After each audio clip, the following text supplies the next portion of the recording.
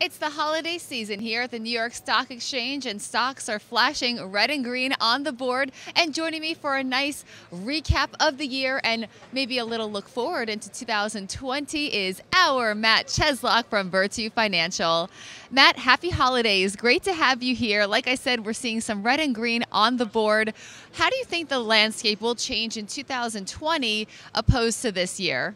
Well, I think a lot has to do with the Fed, right? I mean, we started 2019 with a Fed that indicated they were going to be raising rates, and in fact, they lowered them. Now they've said that they're going to be on hold through all of 2020. So having that backstop to the market, I think has certainly been a positive. That's why we've seen some strong gains. We also have some action in the U.S.-China trade stuff still. I mean, we still don't know if that's going to be signed, when it's going to be signed, what it looks like, but that's all a positive development. And of course, you know, this joke of a hearing that's going on in D.C. really hasn't affected the market at all. So it's good that the politics side of this has not affected the economic side of it. What kind of stocks do you think you'll be watching in 2020? You made some really good calls this year. Well, you know, what's interesting is that people are still going to ride what has been successful. I don't think anyone's going to deviate from that. That's not worth it to go outside the box just yet. The forecast for the first half of 2020 is pretty positive. So I think you continue to buy what has worked, you know, with the exception of Boeing, which has been a different story. That was such a high flyer before that.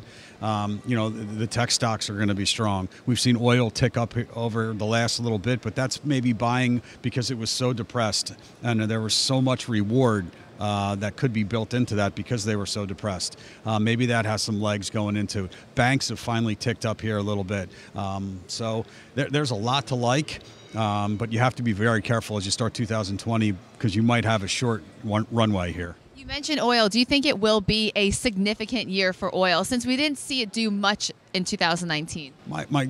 The concern I would have about oil is how much did the Saudi Aramco deal take out of the market? You know, people looking to invest in that, maybe they were staying out of some of the other names until this one finally got done. Now we get to see it.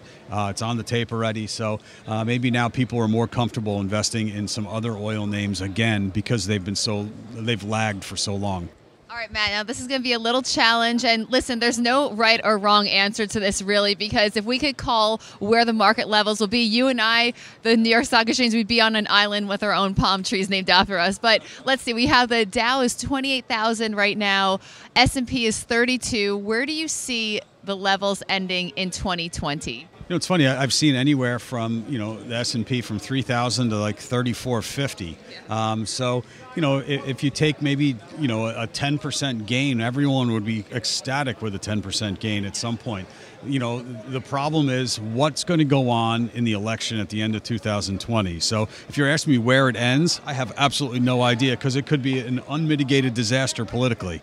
That's the concern. So if you're asking me where we get to as a high, you know, I would certainly say based on what we have right now, 3,400 is realistic in the S&P. That's 10%, right? A little less than 10%. But if you're asking me where it ends, it all has to do with the election.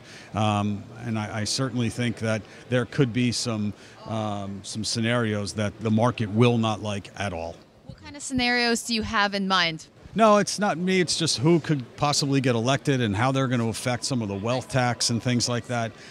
So, I mean, there's a lot of people talking about a healthy correction if someone gets elected or one or two people get elected. So, you know, we'll see how the market plays out. We also had those same fears when Trump got elected. So, and the market proved to be pretty resilient with, you know, 10,000 points since he's been elected. So it can work the other way, but you know, that'll play out from summer on next year. All right. Well, summer, man. I can't believe it's winter right now. I can't believe another year has passed. Matt, we love your guidance here on Modern Wall Street. You are an amazing asset to our show. We would not be the same without you. So, of course, we wanted to get you a little prezi for, you know, the holidays and the new year. So hopefully you can enjoy this with the wifey, not the kids though. Maybe the one. You have one in college. Yeah, well, we'll keep that under wraps. Yeah. But thank you very much. I really appreciate it and I enjoy doing this. I wish everyone a Merry Christmas and a Happy New Year.